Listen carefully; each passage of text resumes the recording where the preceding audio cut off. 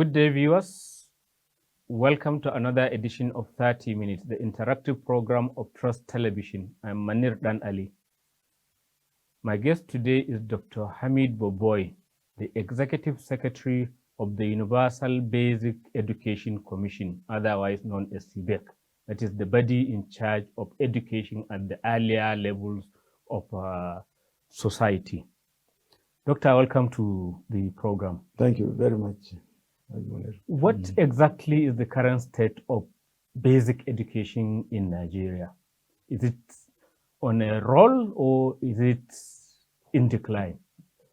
Well, I can use both the two words. What I may say is it's a system that has a lot of challenges, but it's also a system that has been able to at least maintain certain basic services over the period. Don't forget that Nigeria has the largest basic education subsector in Africa. We have 45 million children in the basic education subsector. Because of our overall total population. Yes. We have about 1.4 million teachers engaged to teach our kids. And it's not an easy number, particularly to take care of based on the current reality that we live in. We have difficulties, with our revenues. We have difficulties with insurgency that has made it very difficult for many of our kids in different parts to go to school and for normal teaching learning activities to take place. And then a lot of other challenges that I think has come out of that, but at the same time, I would say that yes, some progress is made. So to zero in on what you've just mentioned, this issue of out-of-school children, we see all sorts of figures being bandied. I think at one time, UNICEF is mentioning 13 million.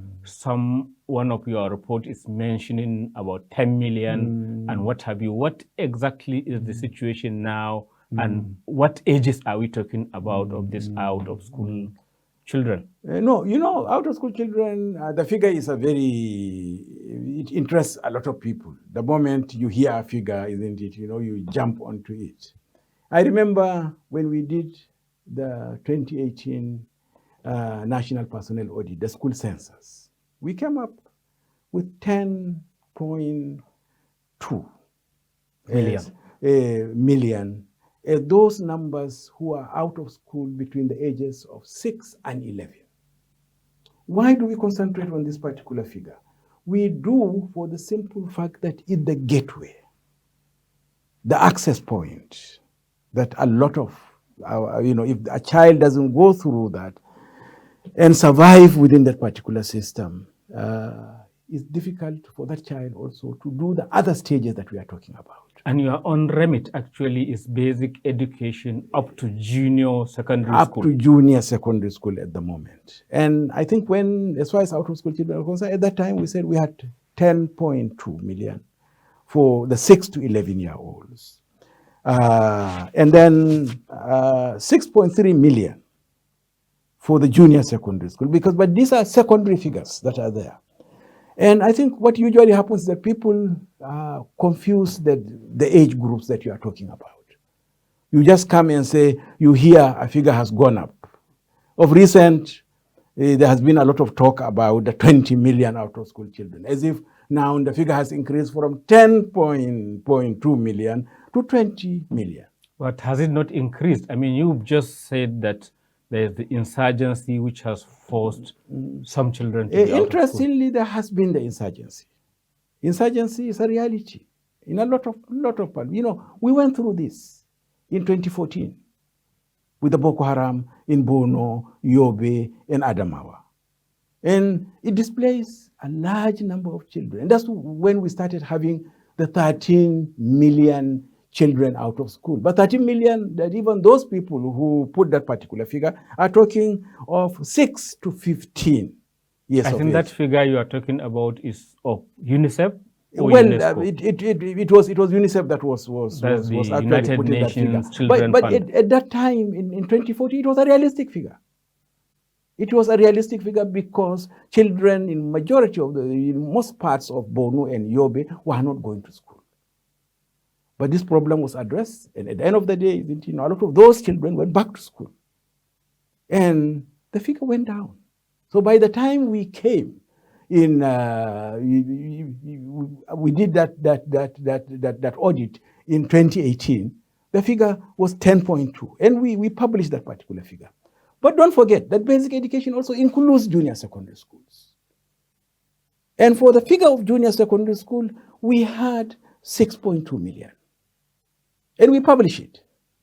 Now, looking at what is being discussed about now about out-of-school children, the interesting fact is that UNESCO is adding another component that was not part of the original component.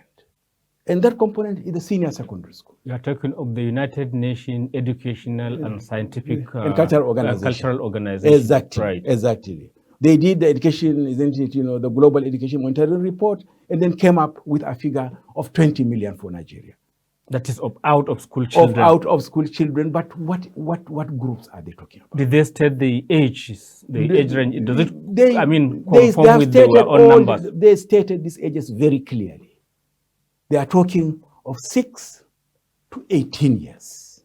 Up to 18, which to is 18. up to people who have completed senior secondary school. Beyond senior secondary school, because people usually finish senior secondary school at the age of 17. So people have to understand those categorizations. Nothing has changed in terms of the numbers that we have. In fact, going by the UNESCO figures of 2022, our figure, UNESCO is giving a much lower figure for Nigeria for the 6 to 11 year, age group. It has gone down, Nigeria's, figure for that particular age group of 6 to 11 has gone down from our 10.2 to 9.5. That's the UNESCO 2022 figure. But, Doctor, in spite of probably some of the figures going down, we are still talking of a lot of millions. There are a lot Isn't it worrying that these millions of children are out of school? It's very worrying. It's very worrying, and that's the reason why we spend a lot of time and resources to track these things, to ensure that we can work with the state governments to address this particular problem. You've touched on one of the complications. Being a federal state in Nigeria, it means federal government is limited in terms of basic education is supposed to be catered for by the state and local authorities. That's the constitutional provision that, where you have primary education, isn't it under the responsibility of local government? Junior secondary schools and senior secondary schools under the responsibility of the state. And UBEC was established, and don't forget, it was established specifically to see how does it support states to address this particular issue. To just support the state. To support the state in terms you don't have schools of your own. We don't have a single, UBEC doesn't have a school. UBEC doesn't employ any teacher. So the whole idea is how do you support states to function better? How do you get states to work, isn't it, in a coordinated manner to, with the kind of policies that can make that difference that is required to solve this particular problem. Is that work easy or complicated? It's a very complicated, it's a very complicated job, isn't it? But it is a job that has to be done, because unless and until we can provide our children, beginning from an early age, that opportunity to begin to learn how to learn, and subsequently go into primary schools to learn. And at the end of the day, isn't it, go into junior secondary schools. And now we have a bigger challenge, that basic education does not end at the level of junior secondary school. Basic education ends at senior secondary school, and that's the SDGs that we have signed. So the issue is we have a greater job, a bigger job, a much more difficult job to ensure that our children can transit from junior secondary school. And fortunately, for the last few years, isn't it, based even on the UNESCO figures, these figures have been very stable. We have been able, through the government interventions and so on and so on, despite the fact that the birth rates, isn't it, kept on increasing. By the time you make whatever arrangements, isn't it, we can, I think in the last 3 years, say that we are pumping, getting about 5 million kids into, accommodated 5 million kids into the system, but yet the birth rate has also, the number of kids that are also coming into school.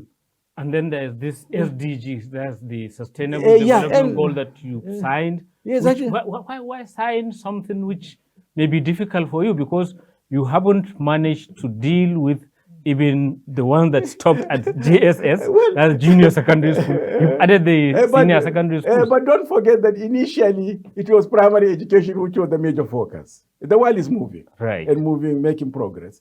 We started where going to primary school was the key element, isn't it? From there we said, no, just going to primary school alone in the 21st century cannot help you. Please, let's make, and that's how UBEC was created, isn't it? To say that let's have basic education. Basic education ends at junior secondary school.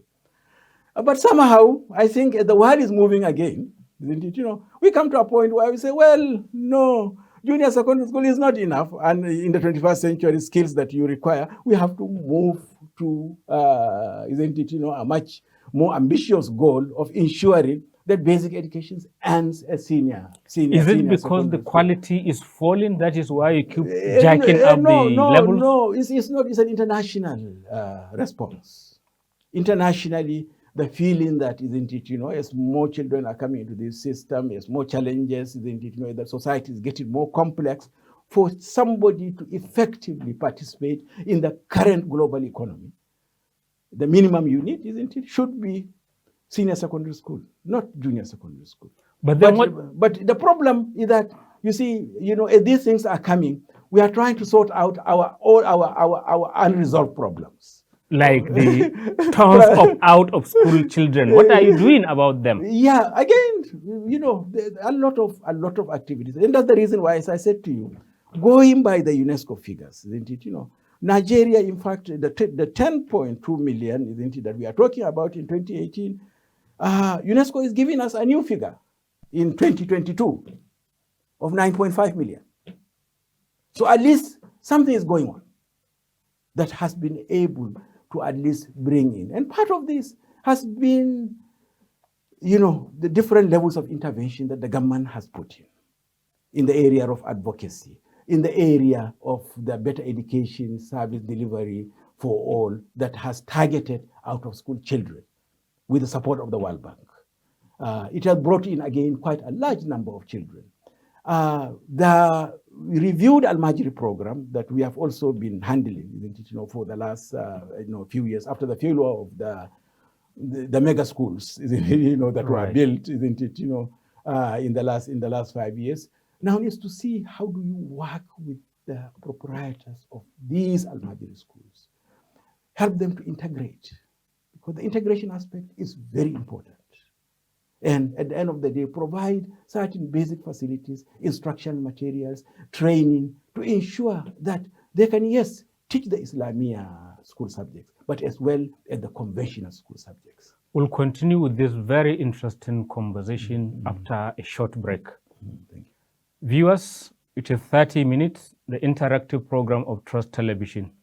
Our guest today is Dr. Hamid Bobboi, the Executive Secretary of UBEC, that is the Universal Basic Education Commission. Welcome back. It is still 30 minutes, the interactive program of Trust Television. And our guest today is Dr. Hamid Bobboi, the Executive Secretary of UBEC, the Universal Basic Education Commission. Doctor, before we went on break, you were on a roll. You were telling us about the failure of the Al-Majri school system, the one under the Jonathan administration. Why did it fail after guzzling billions to build these schools in so many states, and then it all came to almost nothing? Yeah, I think we need to, again, retrace our steps and go back and understand what happened. when President Umaru Yar'Adua came, I think that's when the program started. But within it didn't get traction. And by the time he died, that's when President Jonathan took over. And I think he came forcefully to say, okay, let's continue this particular program. And spend all the billions to build these schools. Yeah, no, initially the way it started, was it started with ETF, the current debt fund. Yes, where it began in 2003, where the whole idea was to see how do we support states.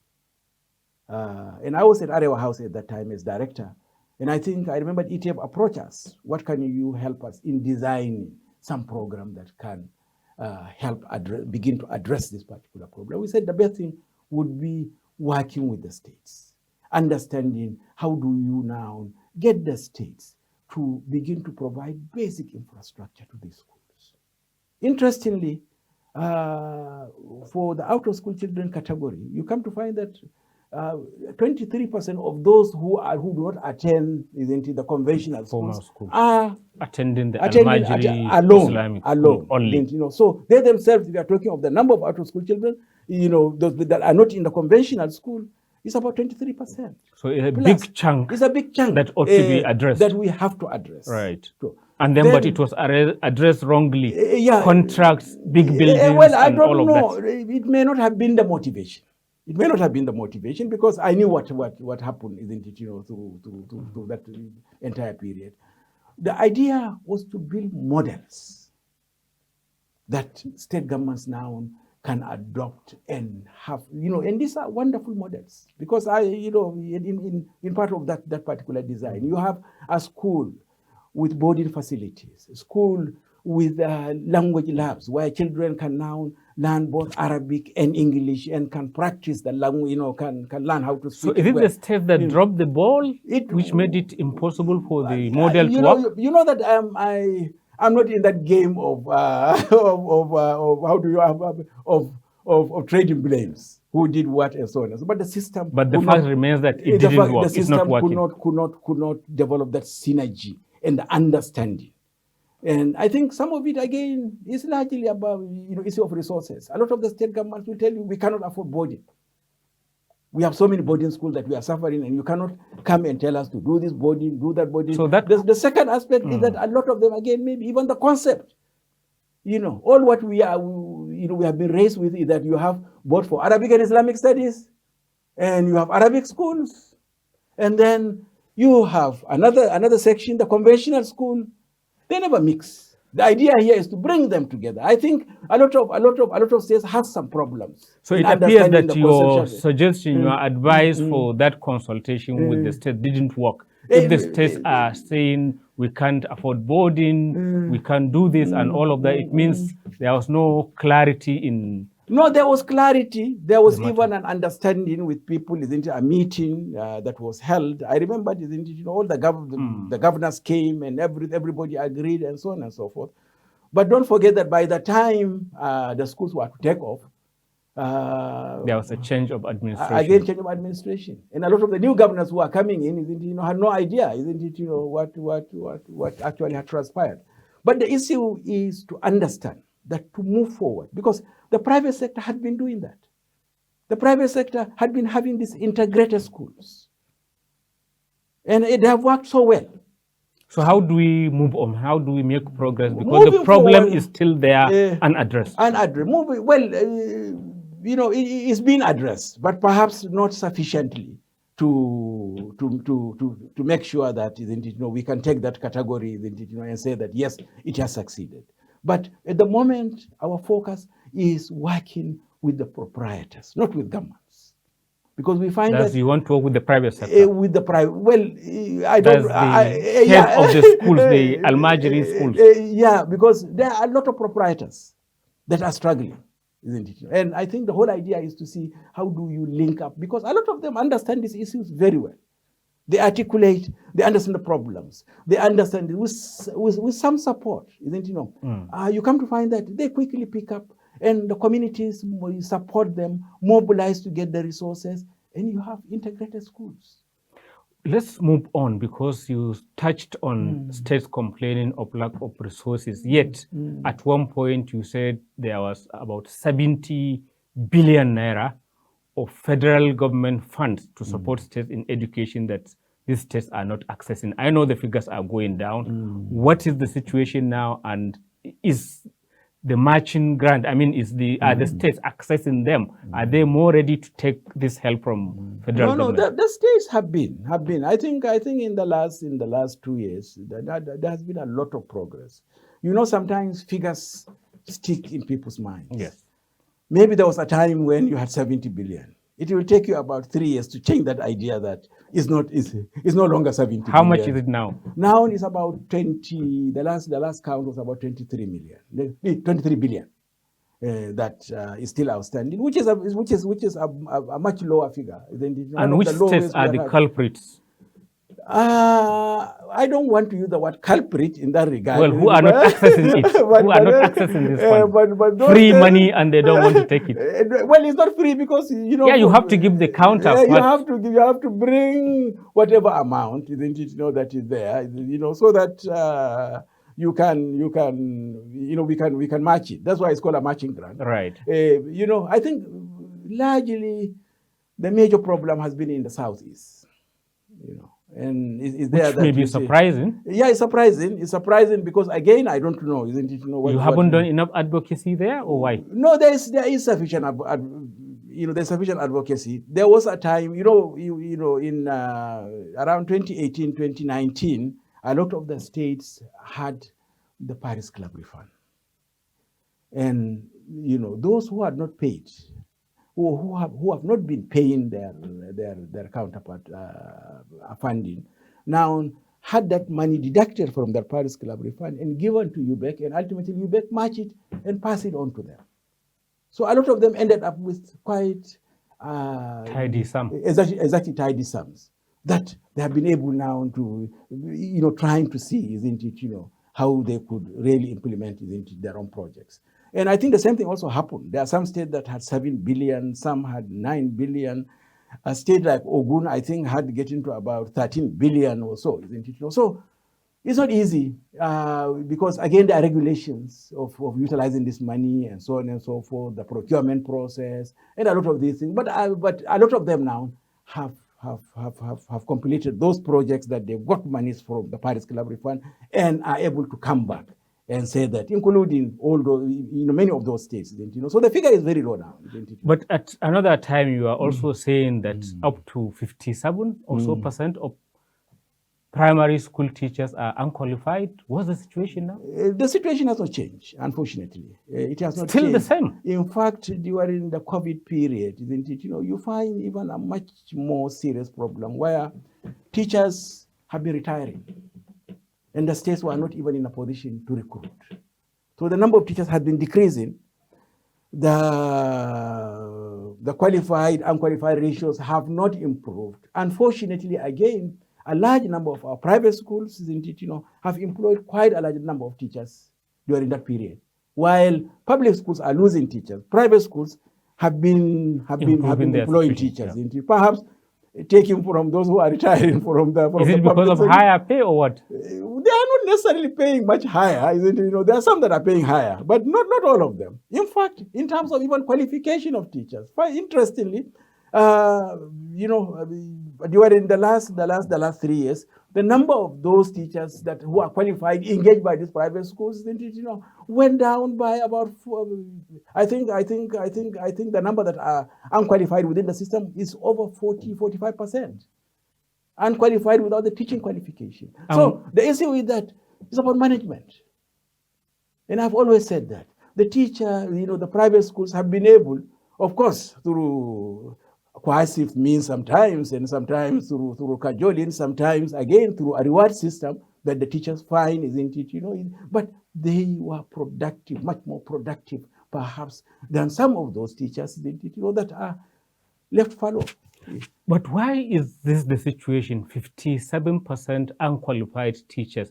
Is it because your interventions and the state governments are focusing more on building classrooms rather than the human capacity of the teachers. No, Munir. Now, if you look at it, then you come to find that UPEC it's not involved in engaging teachers. Teachers are employed by states. No, what I mean is these funds that you have that you are giving to the states, probably they are for building classrooms and equipping them, and not for helping raise the quality of the teachers. No, the quality of teachers, 10% of the amount given to, the 50% matching grant is for infrastructure and related aspects. But don't forget that there are other amounts that are there. 10% of the amount, that comes as part of the intervention goes for teacher professional development. So this is given, isn't it, But the states need to supplement these funds. In most states, the state does not spend a single kobo on teacher professional development besides what the federal government provides. Now, instructional materials are also provided. 15% of the amount goes for instructional materials. Most states, I think few states are adding anything in terms of purchasing instructional materials that can support teaching and learning within the schools at the state level. Do you subscribe to the idea that maybe basic education is much more important, much more fundamental than the tertiary education that we appear to be paying more attention to, university, polytechnics, and what have you now? Even the Nigerian legislators want to have a university in almost every constituency. Is that a misplacement of priority? No, you see, the system is a dynamic system.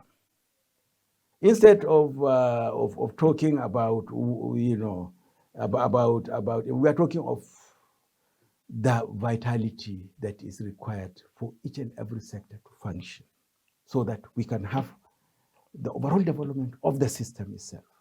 It's like a train. Right. It's difficult to say now, isn't it, yes, you need the engine which is there, isn't it, which is the government that has to move it, isn't it, but maybe the initial coaches that are there, isn't it, are the primary, secondary that, isn't it, have to link up with the other ones, isn't it, as you are moving. We need to have a sound basic education system because that's the foundation. When we miss it, and that's why we have been focusing specifically to look at those figures and following those figures at the level of the 6 to 11, and to some extent, isn't it, the up to the 18 years that up to the 14 years, because these are the foundational years that we need to make sure. But we can't neglect senior secondary schools, and from senior secondary schools, these children go into the universities. And at the end of the day, isn't it, we need to look at it rather than, instead of saying this is more important. No. It's a system. It's a holistic system. Each part has its own role, isn't it? But the basic education sector plays a crucial role in that system. Thank you very much. Building and seeing that we have a robust system. Thank you very much, Dr. Hamid Bobboi, for coming on the program. Thank you very much. Viewers, we've come to the end of this edition of 30 Minutes. Keep a date with us.